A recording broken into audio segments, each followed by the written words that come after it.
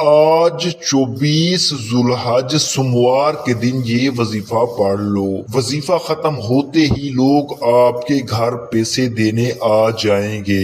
10 minute کا وظیفہ ہے، یقین مانے یہ 600 کروڑ کا وظیفہ ہے۔ بسم اللہ الرحمن الرحیم۔ ناظرین، آج 24 ذوالحج سوموار کے دن کا خاص وظیفہ لے کر آپ کی خدمت میں حاضر ہوا ہوں۔ آج کا یہ وظیفہ بالکل آسان ہے، زندگی بھر آپ نے کبھی اپنی زندگی میں ایسا وظیفہ نہیں پڑھا ہوگا۔ اگر آپ کو رزق کا مسئلہ ہے، دکھ تکلیف ہے، بیماریاں ہیں، بس یہ چھوٹا سا آسان سا وظیفہ پڑھ لو۔ اگر آپ فوری طور پر مالا مال ہونا چاہتی ہیں تو آج 24 ذوالحج سوموار کے دن یہ وظیفہ لازمی پڑھ لینا۔ آپ لوگ اگر وظائف کر کے تھک چکے ہوں تو میری بات مان کر آج ہی یہ وظیفہ صرف ایک مرتبہ پڑھ لو۔ اگر آپ لوگ اپنی پوری زندگی میں اس وظیفے کو ایک بار پڑھ لو گے تو انشاءاللہ اگر بڑی سے بڑی مشکل ہوگی وہ بھی حل ہو جائے گی، اور بڑی سے بڑی رقم کی آپ کو اگر ضرورت ہوگی تو وہ آپ کی ضرورت فوری طور پر پوری ہو جائے گی۔ آپ لوگ ہمیشہ شکایت کرتے ہو کہ ہم جو بھی وظائف کرتے ہیں وہ اثر نہیں کرتے، ہم سالوں سے وظائف کر رہے ہیں لیکن ہم جو بھی وظیفہ پڑھتے ہیں اس کا ہمیں کوئی فائدہ نہیں بلکہ ہمارا وقت ہی ضائع ہو جاتا ہے۔ اس کی بہت ساری وجوہات ہیں،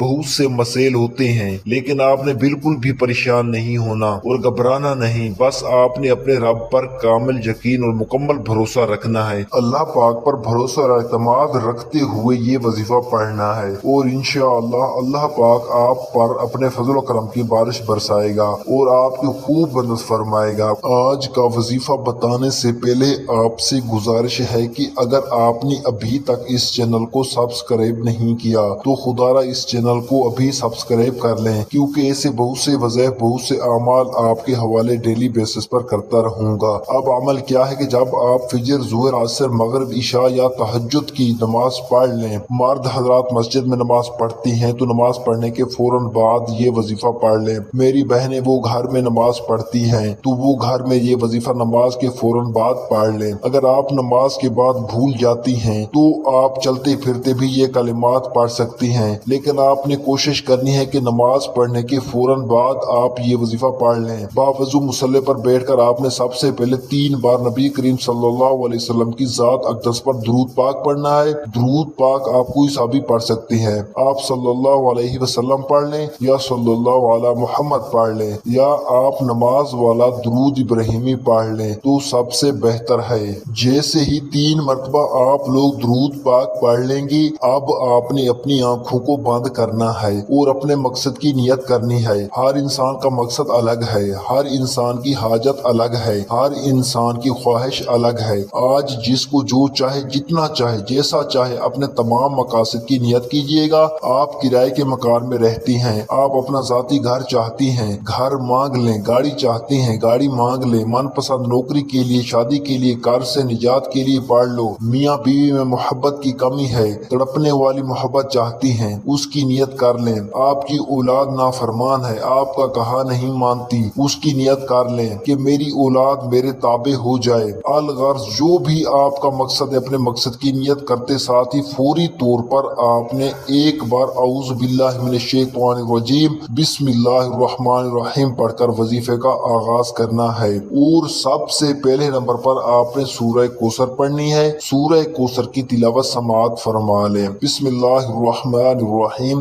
انا اعطیناک الکوثر فصل لربک وانحر ان شانئک هو الابتر۔ سورہ کوثر آپ نے 7 بار پڑھنی ہے۔ پھر دوسرے نمبر پر آپ نے جو وظیفہ پڑھنا ہے وہ وظیفہ یا اللہ یا رحمان یا رحیم کا وظیفہ ہے۔ یہ وظیفہ آپ نے کیسے پڑھنا ہے اور کتنی بار پڑھنا ہے توجہ کیجئے گا۔ یا اللہ یا رحمان یا رحیم 1 بار ہو گیا، یا اللہ یا رحمان یا رحیم 2 بار ہو گیا، یا اللہ یا رحمان یا رحیم 3 بار ہو گیا۔ اسی طرح سے آپ یا اللہ یا رحمان یا رحیم کو ہاتھ کی انگلی پر پڑھ لیں یا تسبیح کے دانوں پر پڑھ لیں۔ آپ نے صرف 3 بار پڑھنا ہے۔ اس کے بعد آپ نے پھر 7 بار سورہ کوثر پڑھنی ہے، پھر آپ نے 3 بار یا اللہ یا رحمان یا رحیم پڑھنا ہے، پھر آپ نے 7 بار سورہ کوثر پڑھنی ہے، اور پھر آخر میں 3 بار یا اللہ یا رحمان یا رحیم پڑھنا ہے۔ مطلب آپ نے ٹوٹل 9 بار یا اللہ یا رحمان یا رحیم پڑھنا ہے اور 21 بار سورہ کوثر پڑھنی ہے۔ پھر 3 مرتبہ آخر میں درود پاک پڑھ لیں، جو درود پاک آپ نے شروع میں پڑھا تھا